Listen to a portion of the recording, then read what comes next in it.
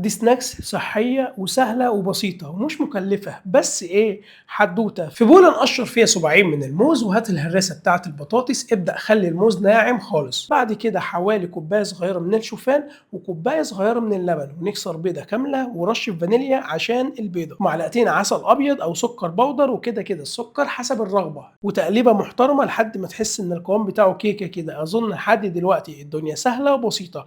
أي صينية تخش الفرن أو هات البتاع بتاعة السيليكون دي عملية جدًا على فكرة، أنا كنت أول مرة أجربها وبدأت أحط فيها الكيكة اللي إحنا عملناها.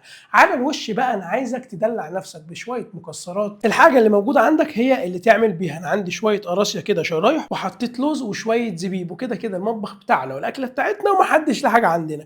هتطلع على فرن شغال على 140 ربع ساعة، وعينك عليها لحد ما تطلع معاك بالحلاوة دي. أنا شايف لحد دلوقتي إن هي صحية 100%. أنا بقى حطيت عليها شوية سكر بودر وشوية صوص كراميل كده، وكان عندي بولة آيس كريم أو ويب كريم كده تحطه على الوش. فأنا إيه عملت ميزان، منها بقى صحي ومنها مش صحي سيكة. أنا كده خلصت حلقة النهاردة. اعمل سيف للحلقة دي عشان لو عايز تعمل أكل صحية كده قبل التمرين ولا حاجة هتحتاجها. سلام.